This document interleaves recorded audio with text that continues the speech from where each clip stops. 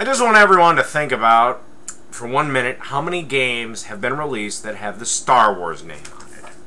Just think about it. There has got to be 6,000 different games with that title on the front. Some of them are excellent, like Knights of the Old Republic and Rogue Squadron 2. Some are absolutely horrible abominations, like Star Wars Galaxies, and some are just plainly strange, like that Star Wars chess game released on Sega CD. Does anyone remember that Star Wars Tournament Fighter, though? No?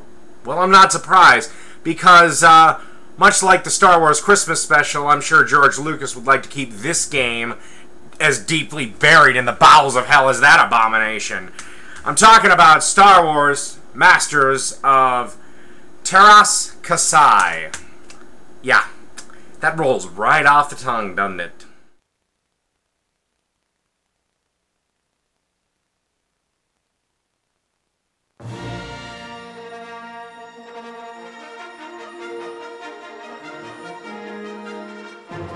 Okay, let's start this piece of shit up, and you'll get the standard opening for all the Star Wars games. It tells you that after the destruction of the Death Star, that both Darth Vader and the Emperor wanted swift and brutal revenge on the Alliance. So instead of sending stormtroopers to shoot things, they enlist the help of Arden Lind, who's a master of Teras, a forgotten fighting style or some shit like that, to eliminate rebel leaders, but the heroic Alliance learns of the plans and decides to meet the challenge in a fight, head-on. What, wait a fucking minute. Okay, so the premise of this game is that the leaders of the entire fucking rebellion are going to meet the Empire's guys in an honorable combat situation, and somehow the rebel leaders don't even suspect that this is an obvious trap. I mean, they must have a hell of a ambush sense going on here for traps or whatever, because holy shit. I mean, the Empire's kind of known for setting traps. Fuck it. For that matter, why does the Empire agree to this honorable combat situation? From the movie, it'd be like they get them all on the planet, then send a Star Destroyer to bombard that area of the planet till the place was rubble. Ah, fuck it. Let's just play some more of this piece of shit. Well, let's start playing the game. Well, the first thing you see is the character selection has the standard cast from the original trilogy, and some not-so-noticeable ones. Why in the hell are the pig things from Return of the Jedi in there? You only see them for 20 fucking minutes, and then never again. And the Sand Warriors? You see them once in the first movie for like 5 minutes, if that! Ah, well, let's start the arcade mode. The controls in this game are, let's just say, the Force wasn't with them. They're clunky.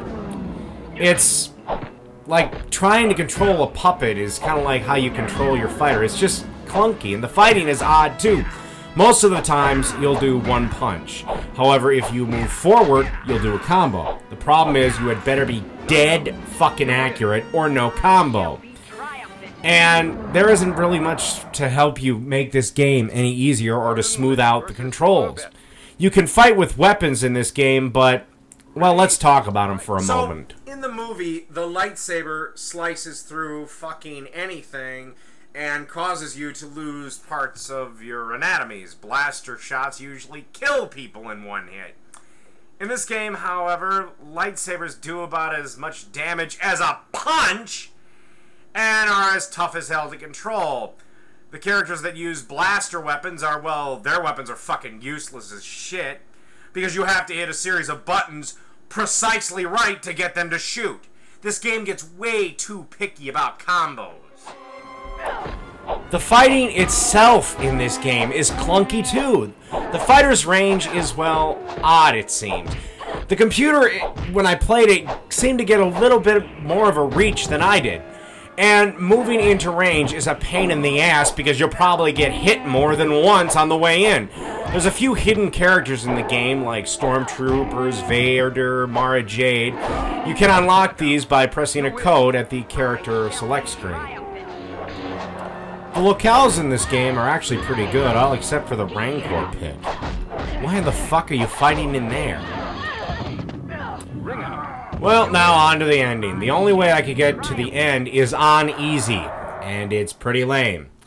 Now, what do you do if you suffer and beat it on either the normal mode or the Jedi mode? Guess what? A lame-ass 6-second cutscene. I thought that maybe on the harder modes there'd be more of a story. It certainly starts out that way, but you know, once again, that would mean the makers of this game would have actually had to spend some time with the damn thing. All in all, the reason this game ended up in the depths of obscurity of the PlayStation 1 library is because the whole damn game feels rushed. Why? Was there this huge fucking crowd of people outside of Skywalker Ranch screaming for a Star Wars tournament fighter? Everything play-wise, the whole game, it's just like it's unpolished, like it needed another go-around. If you're going to make a game, at least test the damn thing and give it a once-over before you send it to poor unsuspecting gamers like myself. If it was tested, what asshole thought this thing was a fine, polished fighting game? Masters of Teras suffers from what happens when programmers get lazy and don't bother to play the damn game before they send it out. If they had, they probably would have realized the obvious flaws in this game. Also, where is the story mode? I know I said that beforehand, but where is it? That would have been awesome in this game. This whole game reeks of what happens when somebody makes a game for a check. That's what this game is. It feels like they knew it would turn a profit, so they slammed it out with as little effort and as quick as possible just to get the paycheck from it. And it's a damn shame because you know what? This could have been a really cool game, but it's not, so back to the shit heap it goes.